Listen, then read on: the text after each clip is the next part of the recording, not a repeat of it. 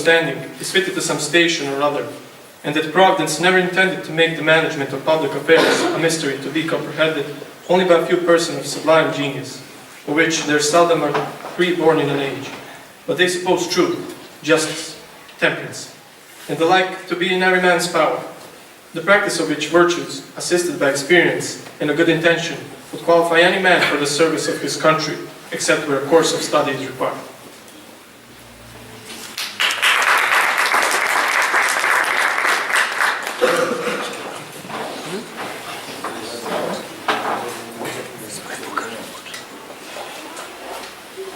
George Gordon Byron was an English poet, politician, and a leading figure in the Romantic movement. He is regarded as one of the greatest British poets and remains widely read and influential. Among his best-known works are Don Juan, Childe Harold's Pilgrimage, and She Walks in Beauty. Often described as the most flamboyant and notorious of the major romantics, Byron was both celebrated and castigated in life for his aristocratic excesses, including huge debts, numerous love affairs, and self-imposed exile. Although Byron attributed the writing of the poem When We Two Parted to 1808, many scholars believe the poem to have actually been written in 1816, when Lady Frances Wedderburn Webster was linked to the Duke of Wellington in a scandalous relationship. The poem recounts Byron's emotional state following the end of his secret affair with Lady Frances and his frustration at her unfaithfulness to him with the Duke. The poem When We Two Parted will be recited by Dragan Moževski, Vuk Kostadinović, Jovan Krstić, and Đorđe Mirčić.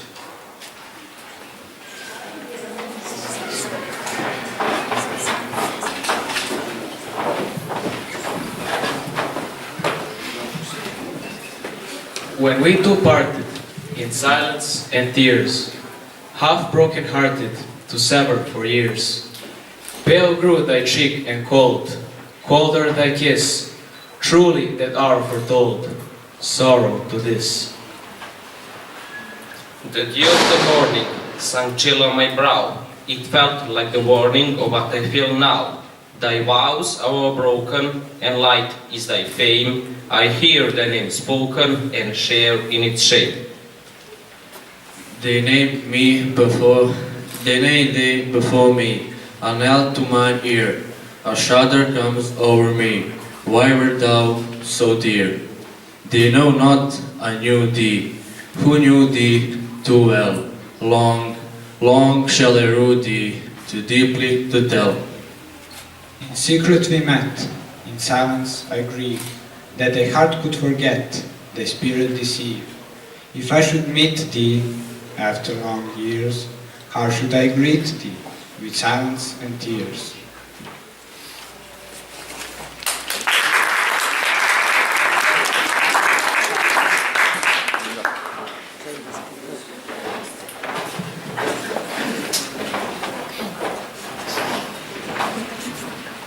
Jane Austen was an English novelist known primarily for her 6 major novels, which interpret, critique, and comment upon the British landed gentry at the end of the 18th century. Austen's plots often explore the dependence of women on marriage in the pursuit of favorable social standing and economic security. Her famous novels include Sense and Sensibility, Pride and Prejudice, Mansfield Park, Emma, and Persuasion, in which she vividly depicted English middle-class life during the early 19th century. Her novels defined the era's novel of manners, but they also became timeless classics that remained critical and popular successes 2 centuries after her death. To mark the 200th anniversary of her death, some famous quotes from her works will be read by Tamara Jovanović and Teodora Milošević.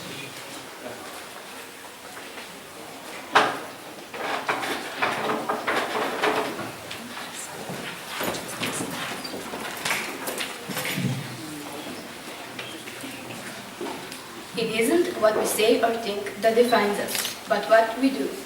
There is nothing I would not do for those who are really my friends. I have no notion of loving people by halves. It is not my nature. The person, be it gentleman or lady, who has not pleasure in a good novel must be intolerably stupid. Time will explain. Vanity and pride are different things, though the words are often used synonymously. A person may be proud without being vain.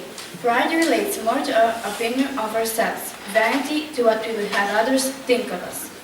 Why not seize pleasure at once? How often is happiness destroyed by preparation, foolish preparation? Selfishness must always be forgiven, you know, because there is no hope of a cure. Happiness in marriage is entirely a matter of chance. If the dispositions of the parties are ever so well known to each other, or ever so similar beforehand, it does not advance their felicity in the least. They always continue to grow sufficiently unlike afterwards to have their share of vexation, and it is better to know as little as possible of the defects of the person with whom you are to pass your life. Good opinion, once lost, it's lost forever. If one scheme of happiness fails, human nature turns to another. If the first calculation is wrong, we make the second better. We find comfort somewhere.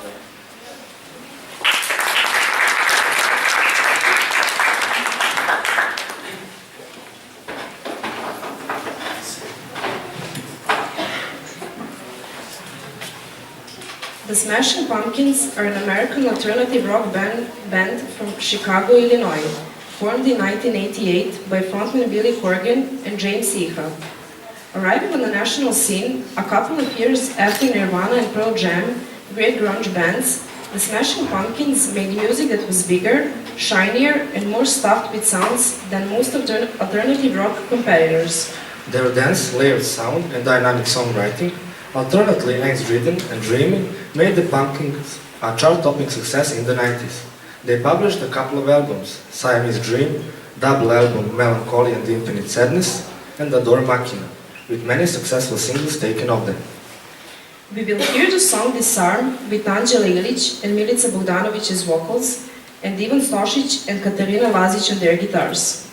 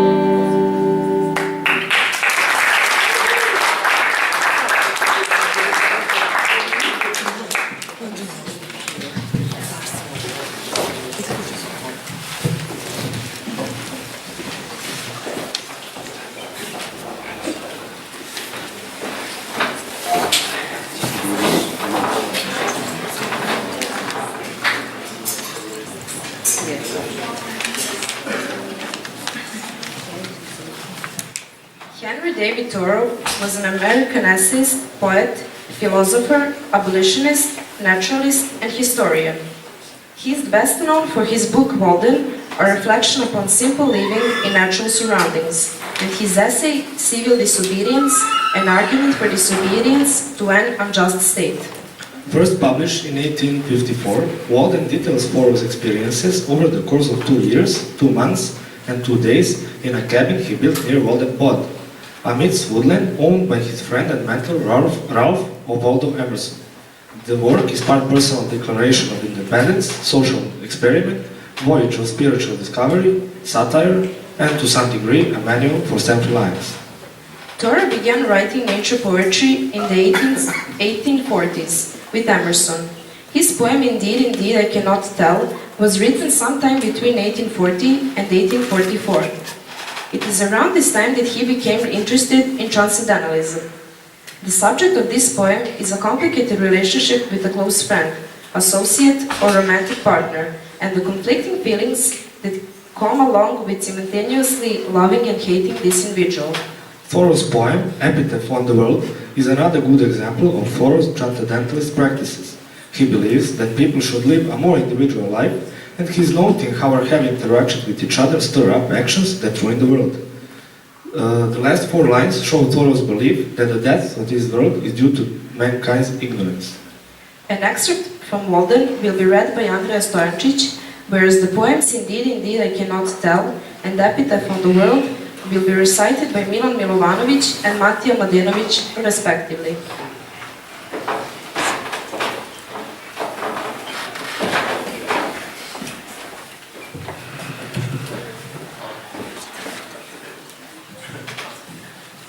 I went to the woods because I wished to live deliberately, to front only the essential facts of life, and see if I could not learn what it had to teach, and not, when I came to die, discover that I had not lived. I did not wish to live what was not life. Living is so dear, nor did I wish to practice resignation, unless it was quite necessary. I wanted to live deep and suck all the marrow of life, to live so sturdily, as Spartan-like as to put to rout all that was not life, to cut a broad swathe and shave close, to drive life into a corner, and then reduce it to its lowest terms. And if it proved to be mean, why then to get the whole and genuine meanings of it, and publish its meanings to the world, or if it were sublime, to know it by experience, and be able to give a true account of it in my next excursion. For most men, it appears to me, are in strange uncertainty about it, whether it is of a devil or of God, and have somewhat hastily concluded that is it the chief end of man here to glorify God and enjoy Him forever. Indeed, indeed, I cannot tell, though I ponder on it well, which were easier to state, on my love or on my hate. Surely, surely thou wilt trust me when I say thou dost disgust me. Oh, I hate thee with a hate that would fain annihilate. Yet sometimes, against my will, my dear friend, I love thee still. It were treason to our love, and a sin to God above, one iota to abate of a pure, impartial hate. Here lies the body of this world, whose soul, alas, to hell is hurled. This golden youth long since was past, its silver manhood went as fast, and iron age drew on at last. 'Tis vain its character to tell, the several fates which it befell, what year it died, when 'twill arise, we only know that here it lies.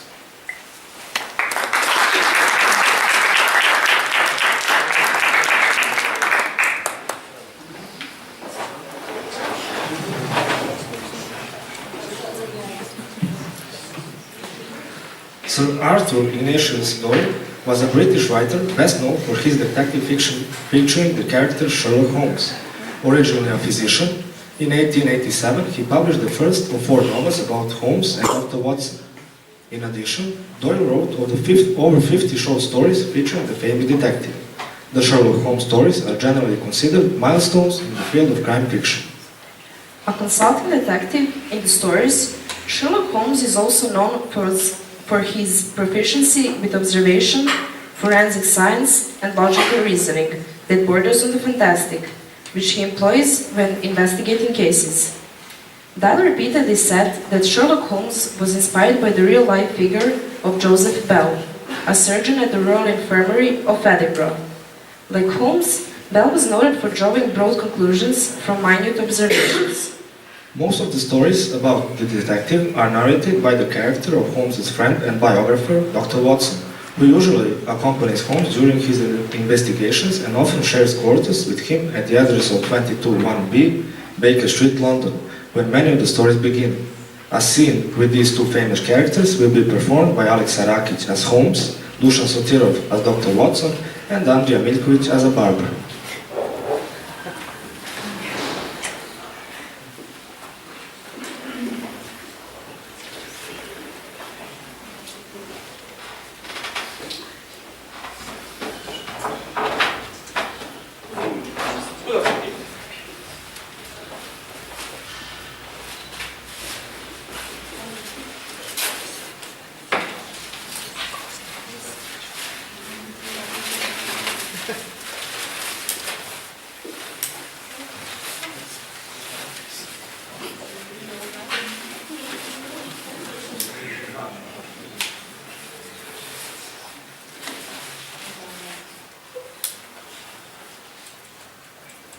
You mustn't take it so badly, Holmes. What? Well, I know it's inconvenient, but you really mustn't touch it effectively like this. Whatever do you mean? You're sitting there, boiling with indignation, because you have been forced to leave the warmth and comfort of 221B by the order of Mrs. Hudson's spring cleaning. Oh, Watson, however did you deduce that? By simply applying methods, Holmes. Indeed. You'll agree that you're not here for either a shave or haircut. That is true. How did you know? Because you invariably shave yourself and you're painfully not due for haircut for another 2 weeks. Correct. And you left our rooms in some haste. You're without either your gloves or your cane. Go on. Well, I know that Mrs. Hudson's been trying to complete her spring cleaning all day. Now, you have been sitting there, frowning, eyes tightly closed, grinding your teeth, and all the time your fingers have been drumming the pistons on that chair. So, given all this evidence, even I cannot fail to deduce that you have proved without good housekeeper and sought refuge in the sanity of the barber shop. You cannot deny that I'm right. Oh, Watson, you cannot be further from the truth. I'm here to get a good barber's advice as to the specimen of hair found at the scene of a bloody misadventure last Tuesday in Deptford. Oh, come along, Holmes. You're worried about something. What you perceived as agitation was indeed most intense, tranquil enjoyment. My eyes were closed because I was trying to recall as vividly as I could the concert that you attended last night. You're grinding your teeth. That is because I made a slight error in my recollection of Urkian's his cadenza in the third movement of the Beethoven Violin Concerto.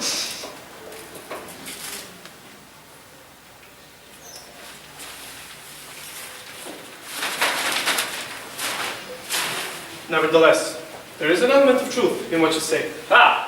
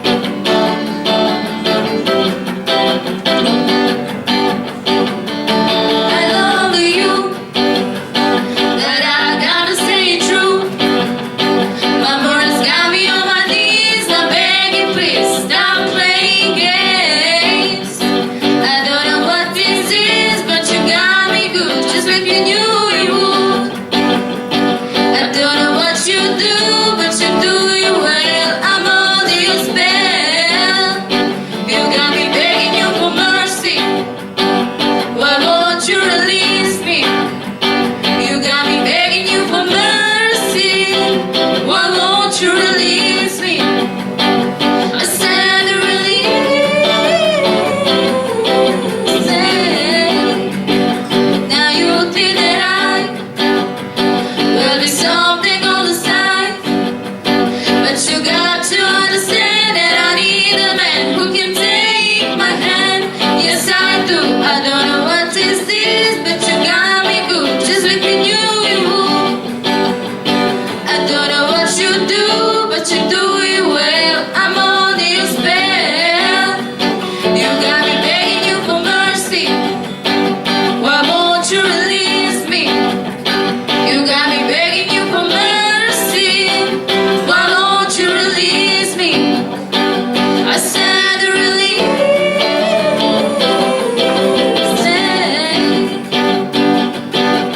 I'm begging you for mercy. Yes, I want you. Release me. I'm begging you for mercy. You got me begging. You got me begging. You got me begging. Mercy. Why won't you release me? You got me begging you for mercy. Why won't you release me? I said release me. I said release me.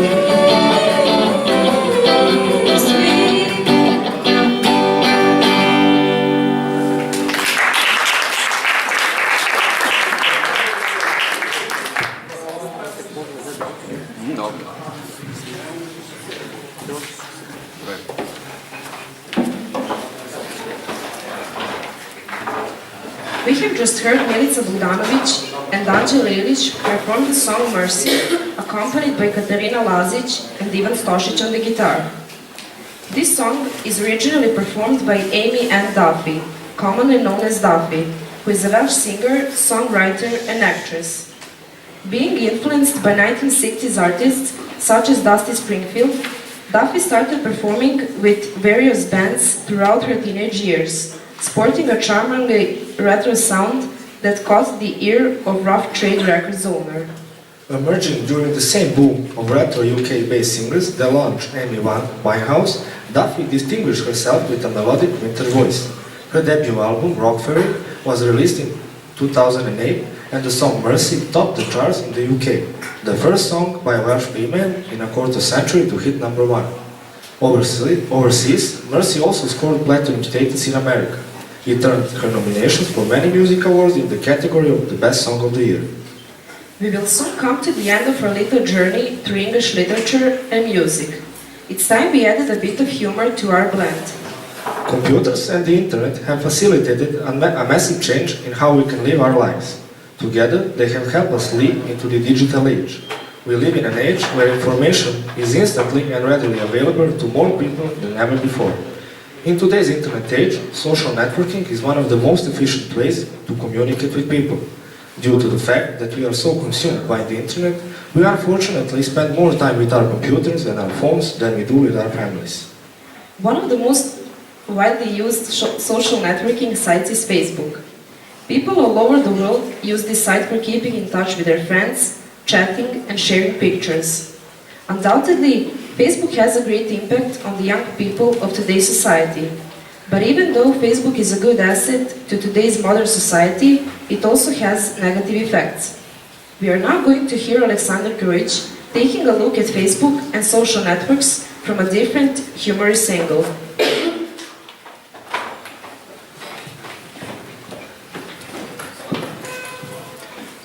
Community.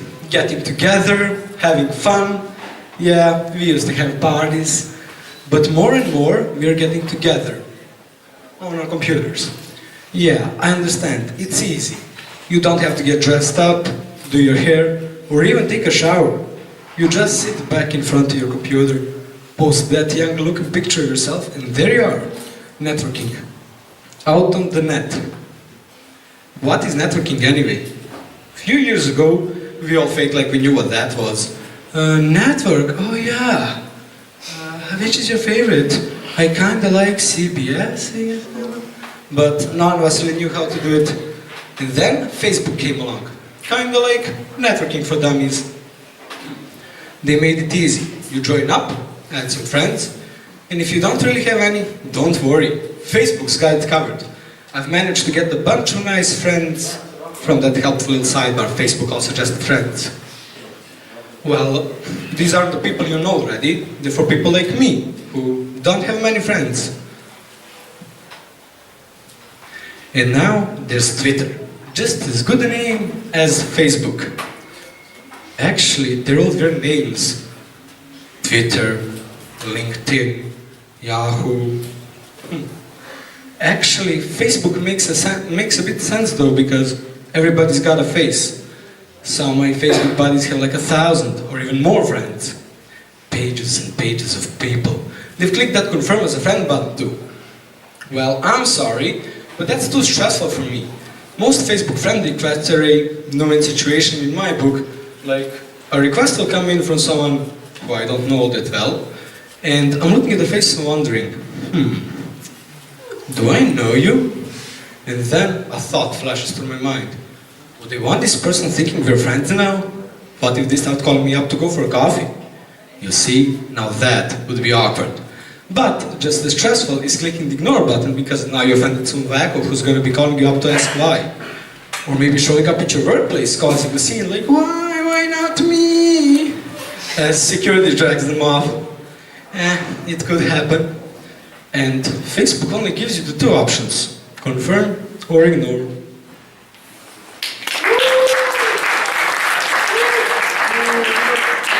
Oh yeah, and Twitter. Twitter sucks too. They don't even ask you. No friend requests, no hello, my name is, absolutely nothing.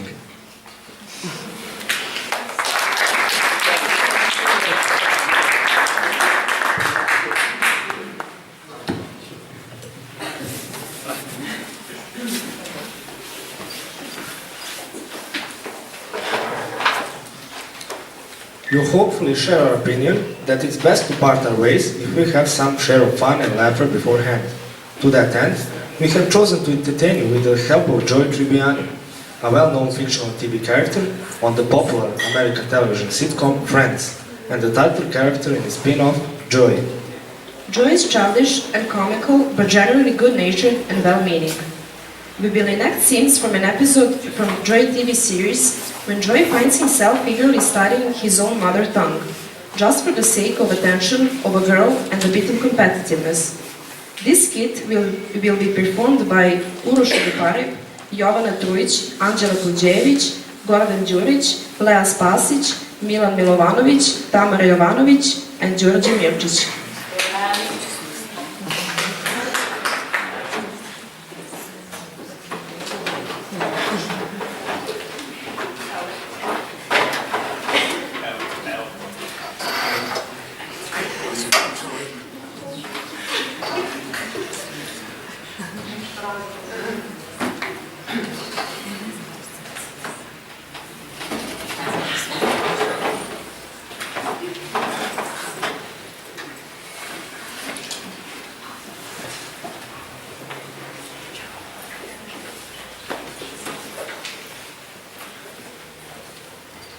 Nice to see you again, Maria. Hello, Mrs. Natalie.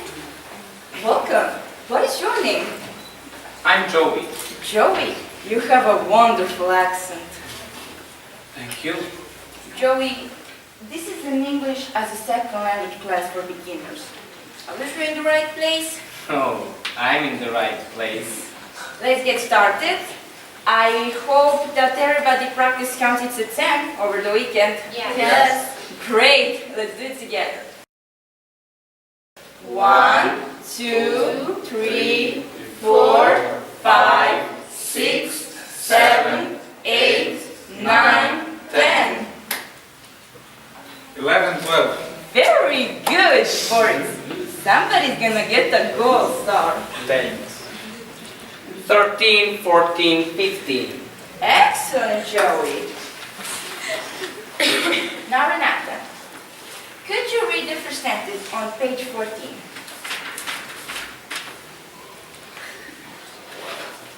Bill and Mary go to School, Renata, they go to school. Okay. Joey, why don't you pick it up where Renata left off? Now, this is a hard one, so take your time. Oh boy. Yeah, this looks tough. The bell rang and students all went to the auditorium with their teacher. Boom! That's right, Boris. You heard it. Auditorium. I'm so lucky to be a friend of the smartest boy in class. Some words are so tough. Tuck. Oh, remember, GH sometimes sounds like an F. It's tough. Like rough or love. Oh, Joy, you're very bright. That is good. Okay. I would like everybody to take out their homework on the subjunctive mood. You didn't do it? I got it. If the present tense of the verb to be is I am, then the subjunctive is if I... Joey. If I was. Oh, I'm sorry. That's not correct. It's if I were. Very good, Boris. Thank you. Joey, you're stupid. Joey is stupid, Renata. Okay. For your homework, read about homonyms on page 17. See you next week. Goodbye. Goodbye.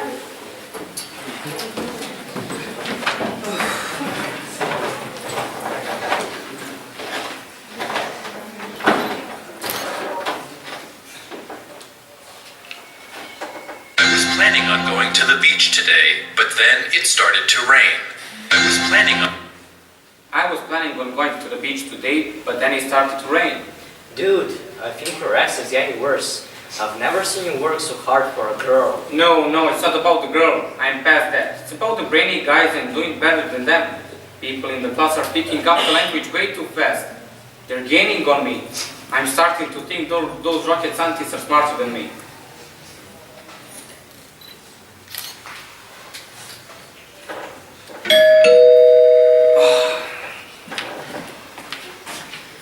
Oh, Maria, I totally forgot. I can't go on a picnic today. I have to study.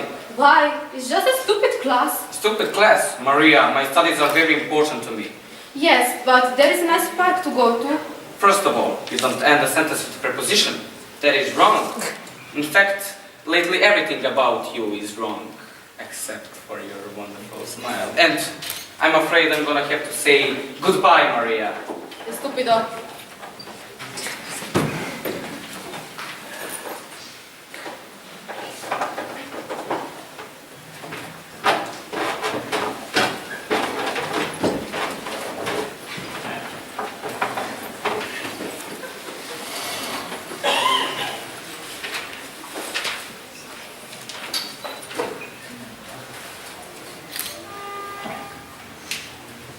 Okay. Have you read about homonyms? Yes. Can anyone give me an example of a multiple homonym? I can. Their meaning they are. Their meaning group possessive. And their meaning in that place. That's very good, Joey. Thank you, Mrs. Lefty. I wanted to tell you all how you did on the quizzes. Once again, Joey wins the prize. Yes. I would like to share one word with you. Losers.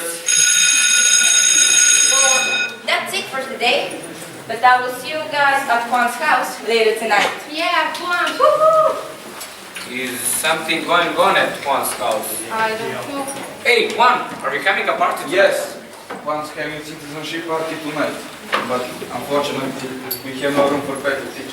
Can Juan start studying, Joy? Hey, guys, wait. Can't I come to the party? I don't think you can.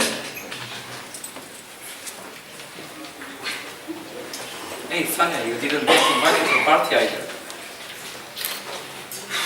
Hey, you wanna you and me go grab a cup of coffee? No, thank you. That will be, how you say, social suicide.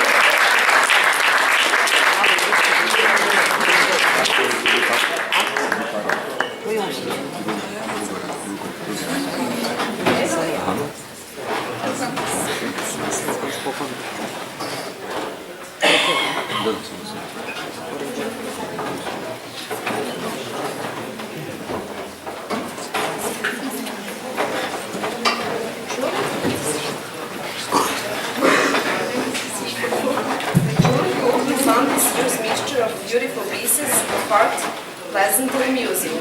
Thank you for being here with us this evening. We will do our best to put on amazing shows for you in the years to come, and we warmly invite you to celebrate the English language and culture with us. See you next year. Cheers.